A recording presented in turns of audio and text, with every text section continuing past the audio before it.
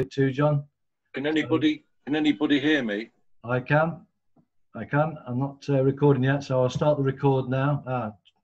I think I'm recording now as well. You can record it too if you want, John. You can record it too now as well. I've done it. Cheers, mate. Okay. God bless. So what's happened is, I'll just kick it off. I found out, you know, I've got a lot of good contacts. Mm-hmm. I found out a load more stuff about Ricky Dearman and what he got up to with that taxi driver. I sent you the links. I've read it, yeah. I've sent that to Dearman. I've told him point blank, take your Satanic website down.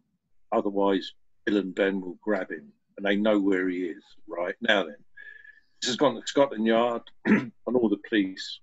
It should be on BBC News, Andy. And the longer they leave it, the worse it's going to get. And I'm telling you now, Andy Grimwood, who I think he's a good police officer because he bought me my computer back for the Royal Courts of Justice. I believe he can get enough honest officers because they're all being tarred with the same brush, Andy. It's only a handful of people. And these hoaxed mob are behind it, okay? Now, what we need some decent, honest officers here to come forward. I've given them enough evidence, Andy. So over to you. Hi, Angela. Thank you for all your work, darling. Listen, every one of us here has been attacked by these people. So now we have to defend ourselves. Because I've got a huge following on Gab, and that's where this is going afterwards. Yeah, no, I'm still getting attacked. And Kat Scott, who does such brilliant research, she thinks she's tracked down Ricky on a YouTube channel. I don't know if you're aware of this. Yeah, they can't resist it, can they? Yeah. Use fake names. But they... Yeah, I think his ego is getting the better of him. Yes. We don't have proof of this, but like there's a YouTube channel, I think it's called I wonder if I can play it for you. It's called the Rochdale Retard or something like that. Maybe. Yeah, that's where it's from. Sanctimonious Censor Brian Harvey hijacks. I think Kat's right. I think it's Ricky. I don't know if you can get that up. Oh, very bad. 20,000 subscribers and shutting down a mentally ill man's channel who's got about 400 for a pretty obvious joke, which we're about to see. Right, so I'll let you look that up. If you put the link in to that, I can play that. I can share the screen and show that on it if you want. Yeah, I've got the link on my phone. I'm so dinosaur with this shit. Right. How can I get the link to that? You're not on Facebook, are you anymore, Andrew? I am on Facebook, yeah, but I can still receive messages. I'm just blocked. That's all. Oh. So if I send you the link on Facebook, you can't lift it. I can open it up. Yeah, I can. Good. These hoaxed people have got pages on Facebook, and they can say what they want. Mark Zuckerberg won't touch them. Yeah. Did you see the video I did yesterday, John? No. Did you see the video I made yesterday? That, you know, the email you sent me, I couldn't share that. Somebody opened me another account up in a different name, whatever. I've got no friends or anything on it. So I'm just following people just to keep it so I've got one that I can actually access. Good idea. Share that on YouTube, on Facebook, and because it said Karen Irving, Oakstead and Karen Irving, it blocks me from sharing it. Yeah. That's how. So I made a little video just to explain the power that the helpers that they've got. Who are they sleeping with? What have they put on them? What's Mark Zuckerberg up to? He's got a tranny page on Facebook. Mark Zuckerberg. Trannies in tractors. You could make it up, Andy. That's Mark Zuckerberg for you. Yeah. Part of it. Yeah.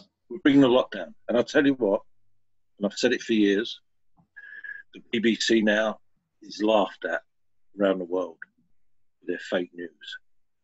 It's disgusting. You know what they've covered up with this fraud, theft and money laundering. Don't forget, over 6 decades, they were covering up Jimmy Savile.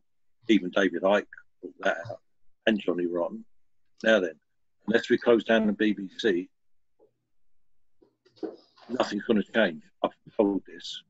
Close down all the Freemason lodges. Burn them to the ground. Get every Freemason out of every government institution. That's the only way we'll fix this, Andy.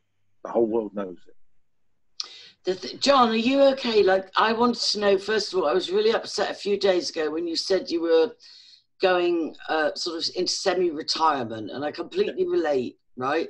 I must explain myself, Angela. All right, go on then. When I go away on my camping trips, Yeah. I take any mobile phones with me.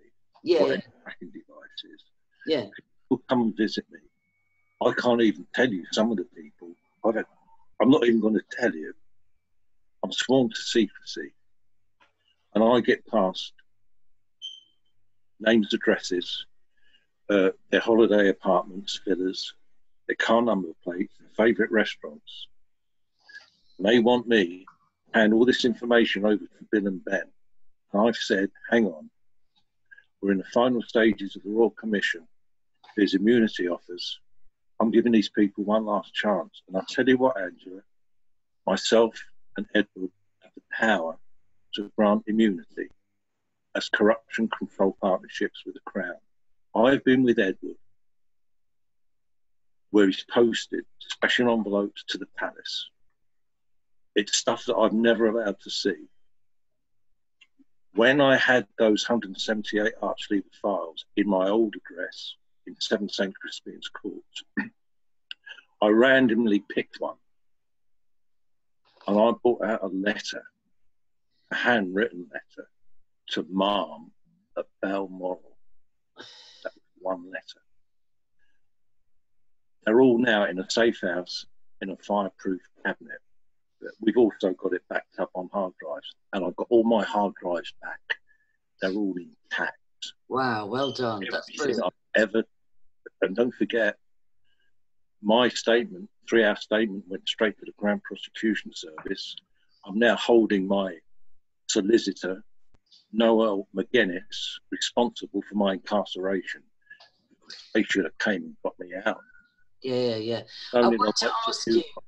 Sorry? I'm just trying to get an overview here, because when I thought you were going to retire, I'm like, oh my God, this is like a giant in the truth movement, and they've beaten you. I've got to tell you something, Angela. When I'm leaving the country, I'm not going to tell you where I'm going, but a few times a month, I will be giving updates. That's what I mean by semi-retirement. Listen, for the last few years, I've been out on the streets, I've been beaten up. I know, I can't imagine. So I can see, in the old days, I used to do a lot of stuff behind the scenes with Phil McConnell and Abel Danger. And everyone should know now who Phil McConnell is, for Christ's sake. His sister, Christine Marty, with a K, the one who got Obama his fake passport. She's the most powerful woman in the secret government in the US, Christine Marty. She's a predatory lesbian, friends with Hillary Clinton and all that mob, linked with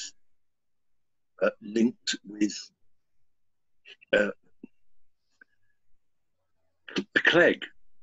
Yeah, Nick Clegg. Miriam Clegg. Now, okay. Right. Now, Nick Clegg was knighted. Yeah, and he's running Facebook. No, he's running Facebook. So, we've exposed all. And he used to work for Leon Britton. He used to be Leon Britton's golden boy. They knight them all. Cliff Richard, Jimmy Savile. But I wanted to ask you, John, because Australia guy, they're all knighted. Yeah. It's like now, Angie, the Sussex Police Crime Commissioner, has just been given an MBE. What she's done. Just thinking when it goes to the depths of things. Do you know somebody you should do an interview with, Angie? You should do an interview with Adrian John Wells. Okay, I haven't heard of him. He is a trafficked child, abused child that was brought into the military complex and used. He slept with Theresa May. He's been used all the way through. Did you say he slept with Theresa May? It was the one I was telling you about, yeah. Oh, when we had that meeting. Yeah. I'm happy to interview survivors, Andy. The thing he's done. If you listen to some of his live feeds, the information that he's putting out is, it is. Send me a link. Send me a link. Because I haven't heard of him, but I'm only willing to interview seasoned people that can withstand the onslaught of Hampstead, because I've interviewed, newly disclosing, very vulnerable survivors, and because they've come on and done an interview with me, they've been absolutely blasted with grooming and trolling by Hampstead, and it's almost like I wish I'd never spoken to them, because they don't deserve this, and I'm not sure they're strong enough to withstand what Adrian has gone through. And when you hear him, that is like a mosquito. Right. Which is ultimately what he's been through. What they are. If you listen to that, he'll tell you the full ins and outs of everything. All right, well, Hollywood, the whole the way through, for the military, for the whole lot. He's hook him up. He's beyond. He's too. There's not so much as too deep for me. I'd have to. I don't understand. I understand with the confidence that he's speaking it, and with the names, times, and dates and places. Therefore all verifiable. If he was to say anything wrong, then he would have been destroyed by now. But nobody's destroying him. It's a bit like same with John Manoa. All the fact that no one's denied or anything. They're allowed to just carry on. So when people speak and no one says anything other than, well, I don't see anything. No one's gone near him. No, I think John's a genius, like Edward. And the thing I want to ask you, John Paterson, is because I met Edward in, I think it was 2016, and I had a fantastic dinner party. Himself, Nilu, myself, Andy, Paddy, and Rupert from America, and we just had the best time ever. And he told us briefly about the thing of Tony Blair stole a patent where Edward invented this thing of being able to give your signature online, and Tony Blair allegedly stole it. And now, what happened was, let me just finish asking the question, because I'm like Andy. Even though I go into detail, I like to keep things simple. I've been trying to look at how did Edward Ellis get permission to run a royal commission and get people like you exonerated from court fees and protected, supposedly, right? And I'm wondering, what occurred to me is when Edward Ellis said to Tony Blair, "You've stolen my patent for online signatures," which would have made me a multimillionaire, but that's by the by, because Edward's not money orientated. But in my head, I'm thinking, did Edward challenge Tony Blair, and then Tony Blair said, "Oh well, just let sleeping dogs lie, but we'll let you do a royal commission. You go on ahead and investigate corruption, and we'll fund it." Is that what happened? I'll tell you exactly what happened. Remember, the 5th of November. Google, John, this is for the listeners. That's why I always say have a pencil. This is the answer. Have a pencil. Google, John Paterson, BBC, EU corruption, November the 5th, 2017. I met Godfrey Bloom, the ex-UKIP MEP. I read him out a 7-page document which proves that all EU referendums in all countries are complete and utter frauds. And in that statement, chosen as the innocent agent when they tried to take down David Cameron. I, by default, say David Cameron's arse. It's just the way it works. So what happened was, Edward and a technology expert invented a signature analysis technology which analyses the flight path of the pen. Now, everybody has got a different brain, different mechanics of the way they write, okay? And this was done to stop fraudulent signatures.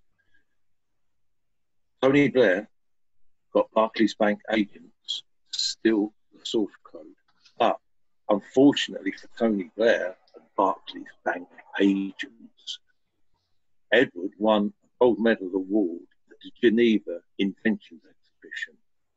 That was his proof of originality and patent. That's when the Queen gave Tony Blair 10 months to step down or face full disclosure. He stepped down. Now, is that when they said to Edward, you can run a royal commission? Because they knew Edward had the truth and he had the proof, right? Royal Commission, Parliament vested powers in the Royal Commission in 2012.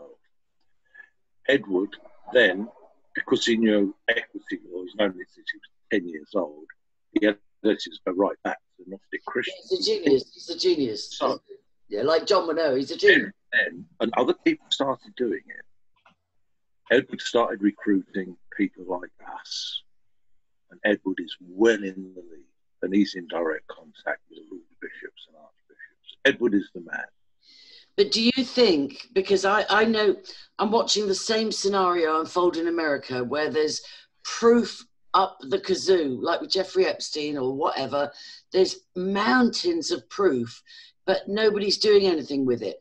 And I'm wondering, what I'm wondering, did they think, because I knew a lady in Suffolk who had proof against the Ministry of Defence, like undeniable proof, and she fought them for 15 years. And in the end, she met an unfortunate death as she went across a railway crossing, I think near Needham Market. Oops, sorry, a train ran over her. So what I'm wondering is, when they gave Edward this sort of peace pill, here we are, you run a equity law royal commission and we'll let you do it. Did they think, right, we will run him down, we'll run his health out of time, we'll run his finances out of time, he'll crash before we do? Let me answer the question, Angela. They couldn't get near Edward, so they murdered his brother. They murdered my last lawyer, Patrick Cunningham. Some people say he's not dead, he's living away. I think he's gone. There's no trace of him. Now, no one gave Edward the Royal Commission. We gave Edward the Royal Commission. Lord bishops and archbishops can only act under instructions from the citizen. It goes back to the old law of 1687. We have the highest authority, the citizen.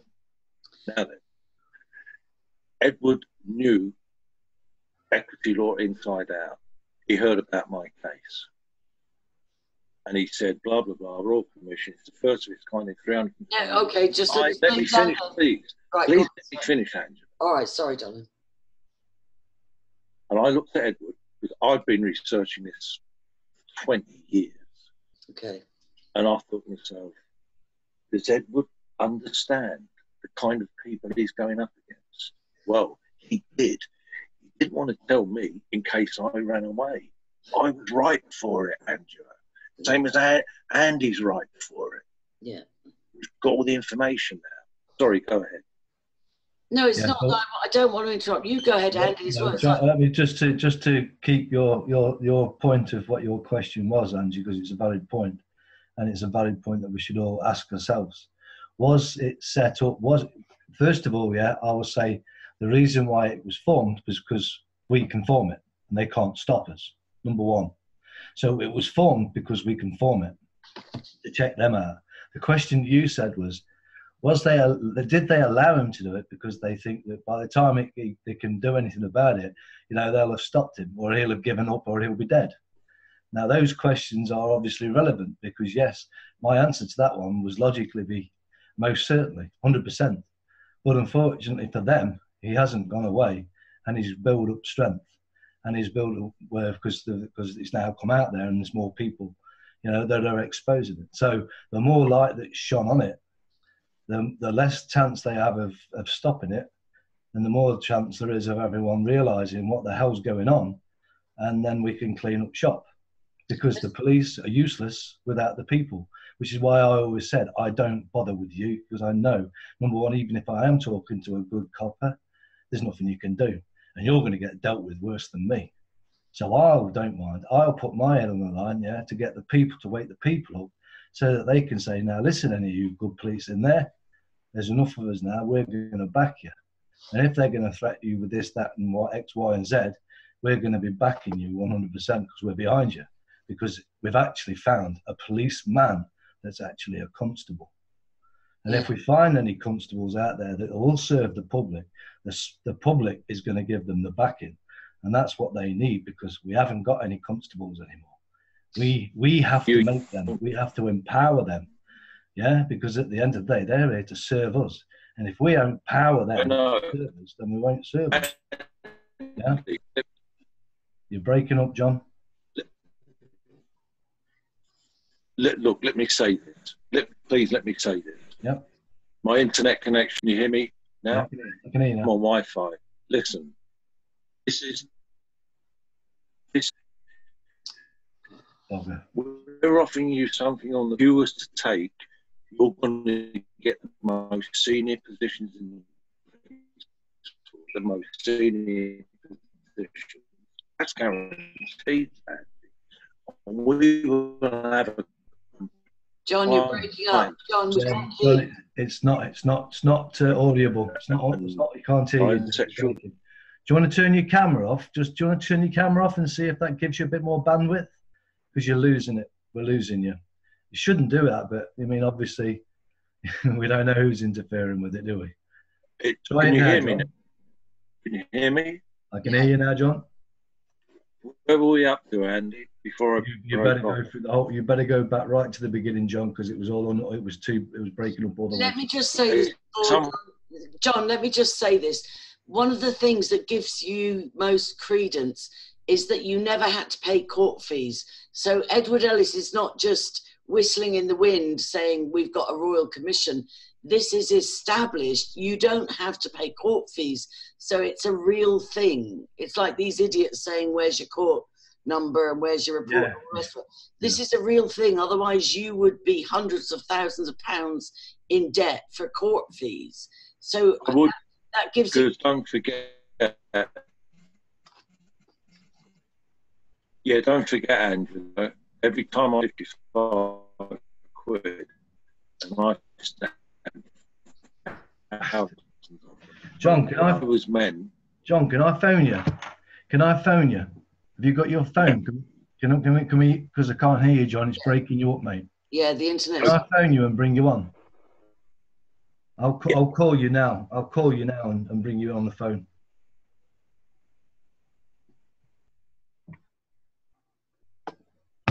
I'll just mute you on the Skype. It should be ringing now. Yeah, actually, can you hear? I won't mute you yet. Yeah, so we can hear I'm ringing. That's okay. I'll just mute you on Skype. All right then, John, can you hear me? Yeah, I can hear you, just mute your computer because we're getting a bit of feedback. Yeah. Let me hang on. Can you hear him now, Angie? Okay, go ahead, John. Are you okay? Yeah, that's better. Your internet wasn't good enough. Go on then, John. So that's better, is it? Yeah, that's better. We can hear you now. Oh, hang on, you've just come back on the screen, Andy. And yet it's muted. Can't you mute me? I've muted you. I'm muted. You're muted. Oh, this is terrible. I'm going to go back into the other room and plug it into the cable. Well, if you want, turn your. I'll remove you from Zoom, and just keep you on the phone on Zoom. Do that. Yeah. Okay. I'll remove you. I'll remove you.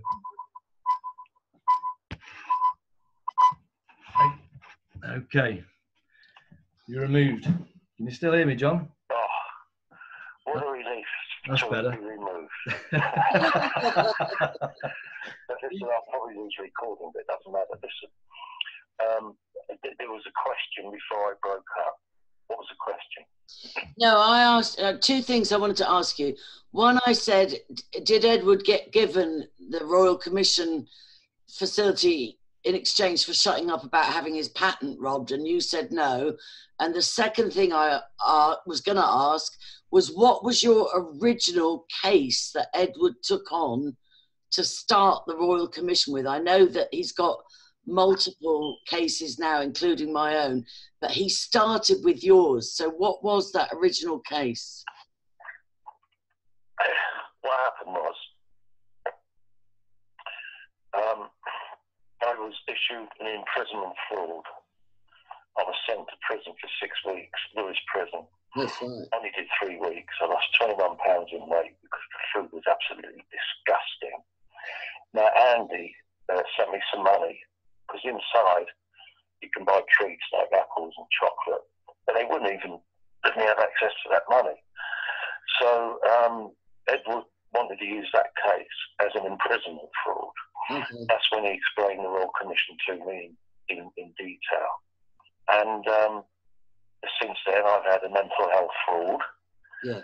I've been arrested several times. Friends of mine who've got nothing to do with me have had their front doors broken down. I've been intimidated ever since. Yeah. And Edward's, well, he's been an angel, you know. I mean, he's without Edward, I wouldn't be having this conversation. No, you'd be dead or sectioned or imprisoned indefinitely. So the Royal Commission, what happened was in 2012, Parliament invested powers of the Royal Commission. And since then, we've reversed the balance of power in Parliament. That's where you're going to see a lot of new politicians come along. And after the next election, well, I'd say that before Christmas, all this will be over, and it will be in every headline newspaper in the world. That's going to come within the next few weeks or few months. It's all over. It's all over. Hopefully. It's just that at the moment, you're not seeing people dancing in the street. But I'm telling you now, there's going to be street parties all over Britain, much bigger than the 1953 coronation when I was 3 years old, and I remember it. Mm-hmm. We're going to have street parties all across the UK. That's coming. Yeah. Well, I hope you're right, John, and I'm a bit concerned about your health, and I'm a bit concerned about Edward's health, and even my own health. Like, how long are we supposed to hang in? Listen, health-wise, I'm the fittest. I'll be 70 years old in February, Groundhog Day. No one is fitter or stronger than me. And I've challenged those Hampstead thugs dozens of times to turn up and face me. They never have. Mm-hmm. So, Edward does have kidney problems, but he's still working. And I'm meeting Edward within the next 7 days. I'm not going to tell you exactly where or when, to sign some more documents for the bundle. That's the end of it. I just have to keep my head down until then. And what about the appeal? I'm sorry, Andy, if I'm hogging this. What about the appeal that they managed to stop you filing by Sussex Police bundling you off for a mental health fraud? What about that appeal? Did they call that time? That's what we're going to be dealing with, my appeal, and those are the documents I have to sign. Okay. That's it. Just to recap. So bang on that. Yeah. So you got that, didn't you, Angie? That's what these what your question was is what John's got to go down now and sign the papers for as the final nail in the coffin, so to say. But just to recap, you know, say it started from 2012. What was my understanding then, John? Edward Ellis was already doing it because this goes back from 2004, does it not? The Royal Commission was started in 2004. We only had the opportunity. It came in the. I tell you when it came in. It only came publicised around about the time I was arrested, which gave back citizen rights, and it was in the newspapers, but most people didn't even understand what it meant, and that's why we got this Royal Commission. Got you. I mean, Edward does in the video. Edward, Andy, for the listeners, they can always go onto your YouTube channel and go back and see the program. But the thing that makes me a bit sad, John, is that you put because I followed your work on and off, you know, since 2012, and you put your neck on the line over the information that Gordon Bowden brought forward about Finchley Road, because I've seen those videos where you first went into the cop shop in Sussex and said, look, this is really important. Yeah. And then I saw you go to jail.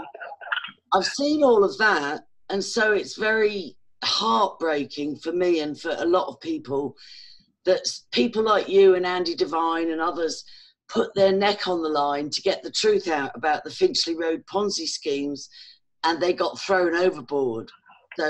So Gordon Bowden gets a little visit, and they talk to him about tower blocks and people falling off them to their death or whatever, and he allegedly caves in, but he's left casualties all along the way of people that put their life on the line and went to prison. Yeah, I know, but the only problem with that, Angela, is that these people, including all those hoaxing thugs, they have to live with that.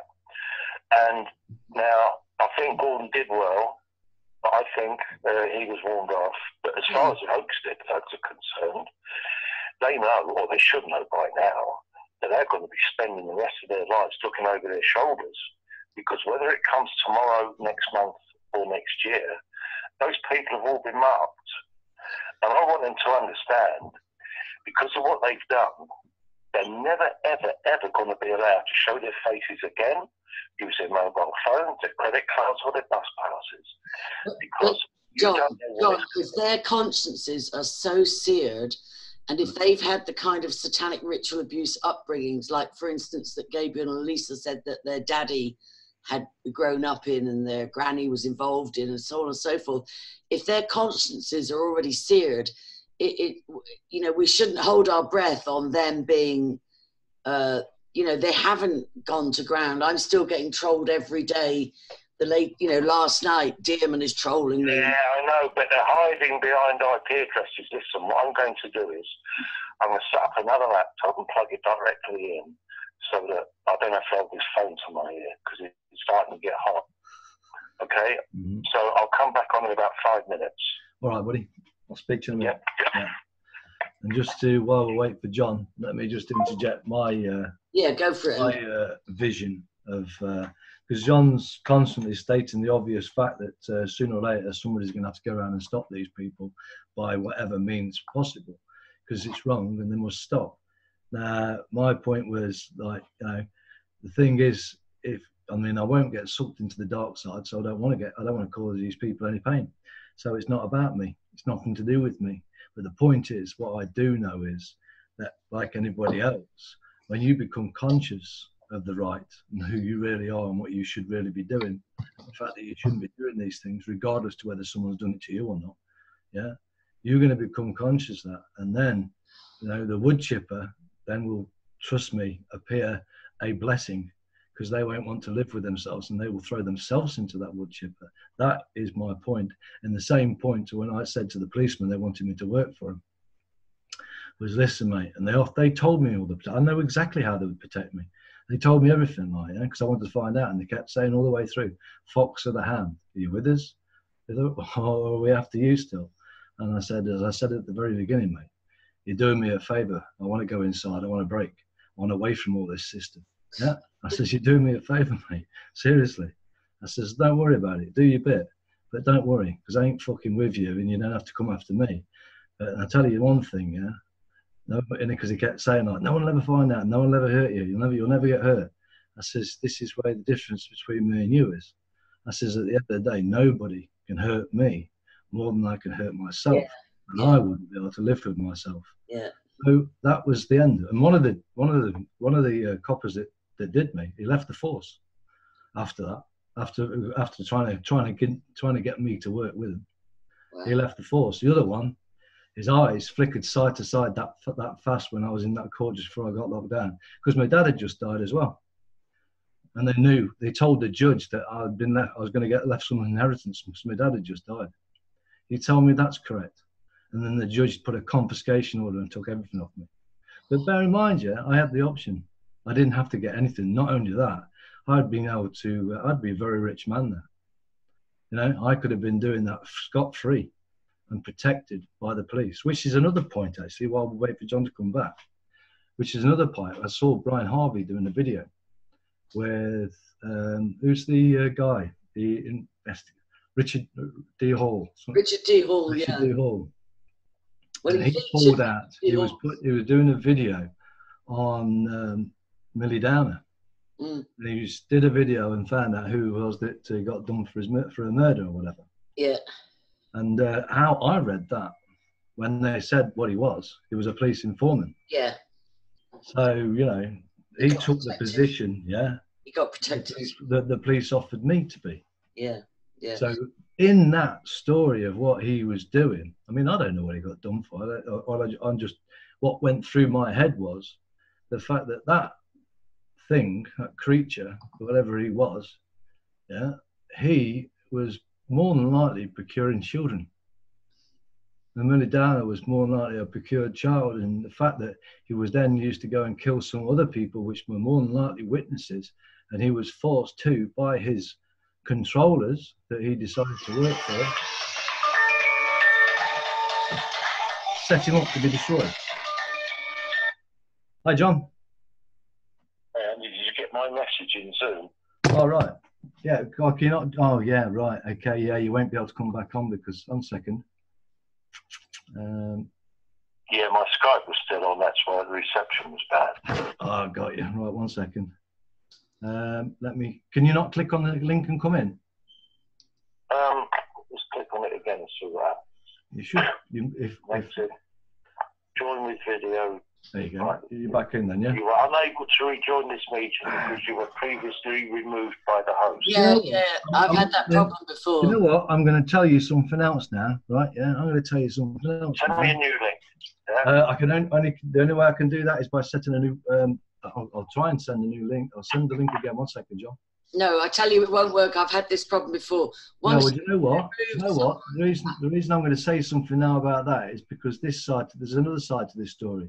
I set up these Zoom links, to hold these meetings between us all, and it was put on Facebook, and we had the trolls joining me. Yeah. I had this Danny join me, which I take it is Danny Jones. Danny Jones. Now, not only did he come back, I removed him. Yeah, he kept coming back, and I kept removing him. And then he came back. So how can they do that? Yeah. Andy, listen. Yeah. The link you just sent me, it said I can't rejoin it because I was previously removed by the host. Yeah. So you have to unblock me.